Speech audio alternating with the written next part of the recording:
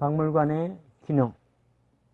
박물관이란 무엇인가를 생각할 때 박물관이 어떤 기능을 하는 곳인지를 묻는 것도 중요합니다. 여기서의 기능에는 두 가지 의미가 있습니다. 하나는 박물관이나 박물관 종사자의 업무인데, 첫째, 수집, 보존, 둘째, 전시, 교육, 셋째, 연구, 이 세 가지를 들 수 있습니다.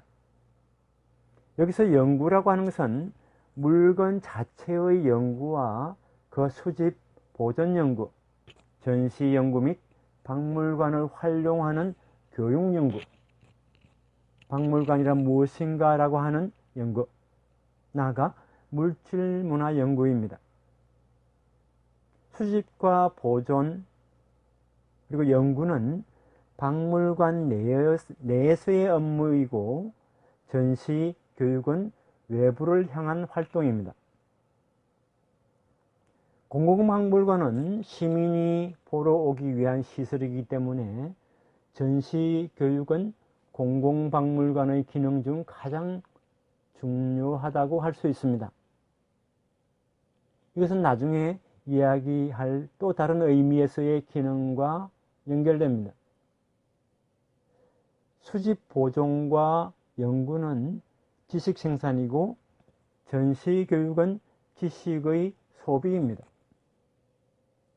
지식의 생산과 소비 오락의 양면을 지닌 공공박물관은 원래 모순된 존재라고 할 수 있습니다.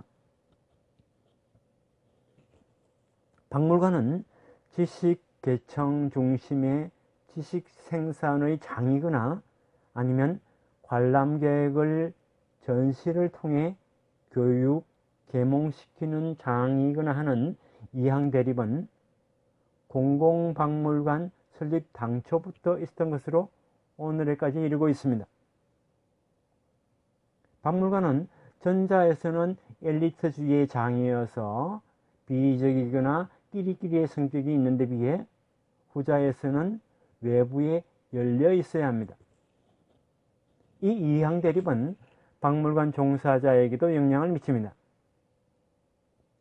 전자에서는 박물관 종사자는 연구자이지만 후자에서는 쇼맨십을 지닌 사람이어야 합니다.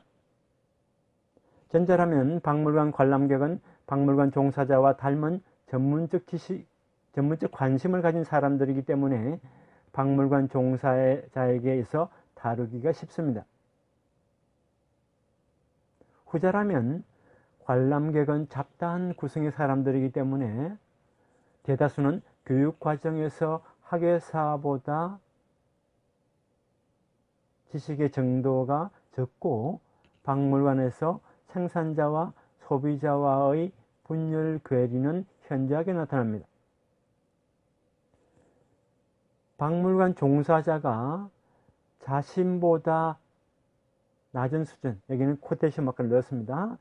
자신보다 낮은 수준의 관람객을 상대한다는 의식을 가진다면 관람객은 박물관을 찾지 않을 것입니다.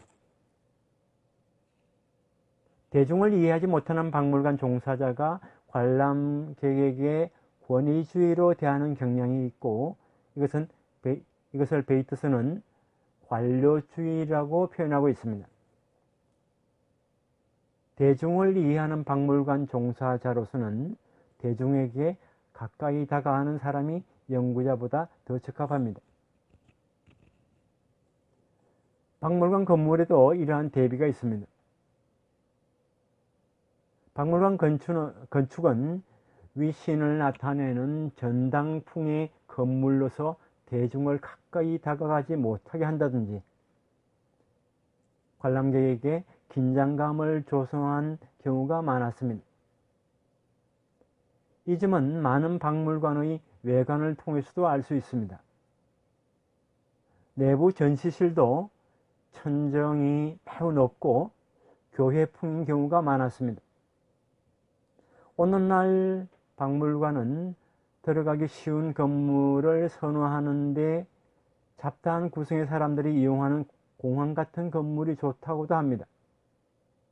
그러나 여전히 전당풍의 박물관이 세워지고 있습니다. 사회에서 박물관의 역할이라는 의미에서의 기능도 있습니다.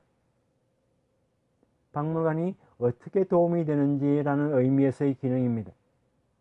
이것은 박물관의 목적, 사명으로 바꿔 말할 수 있는데, 박물관의 기능은 앞에서 이야기한 바와 같이 교육이라 할 수 있습니다.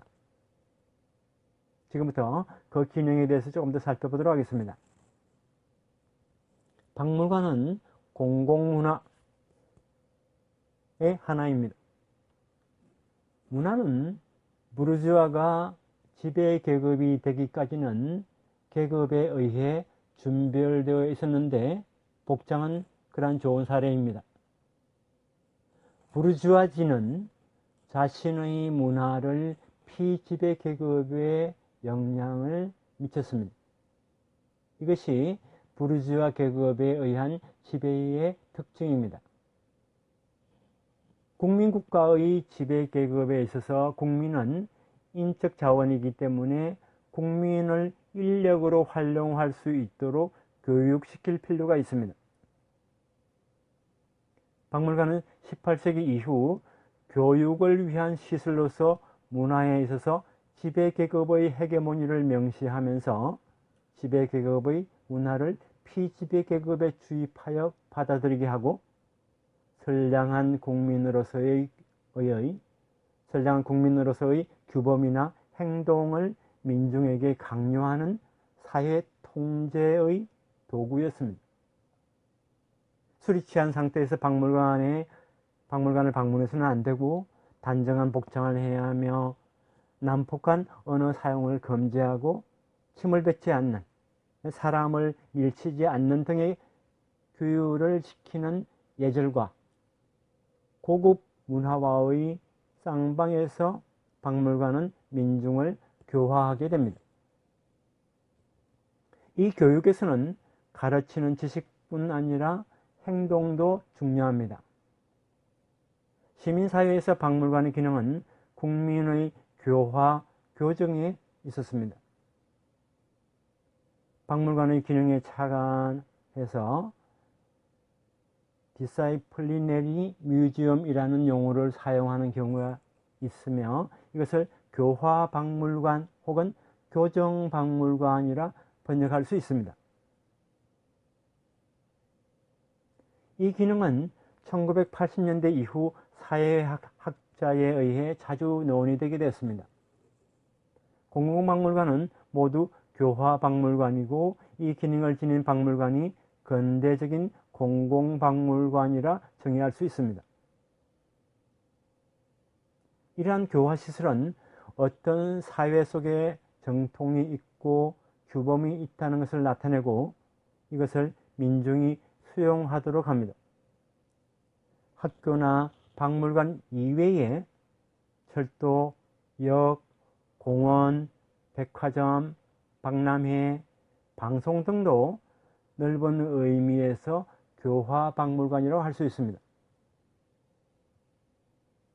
학교는 정말 심한 교화박물관이고, 박물관은 소프트한 교화기구라 표현되는 경우도 있습니다.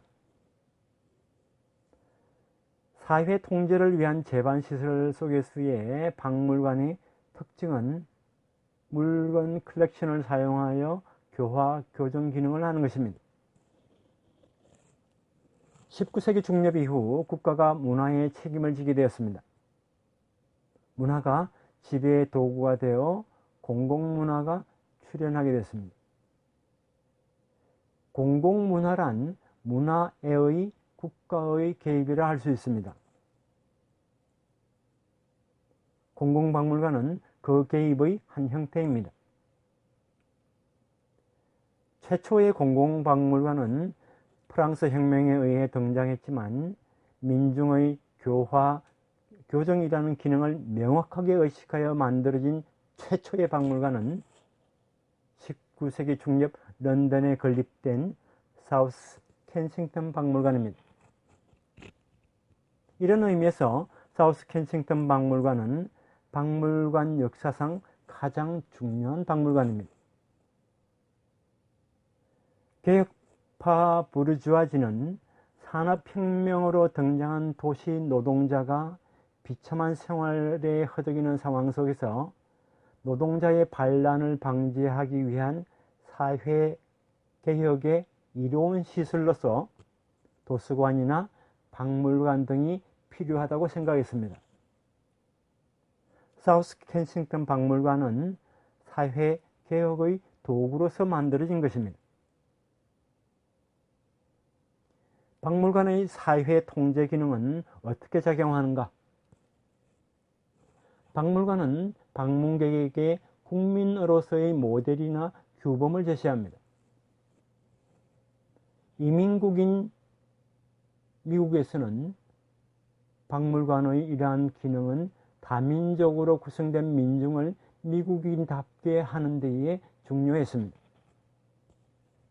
우리들이 외국 여행에서 박물관을 방문했을 때에 전시뿐만 아니라 관람객의 모습을 은연중에 관찰하게 되는데, 이것은 이민이 박물관에서 국민 모델을 찾는 것과 동일합니다.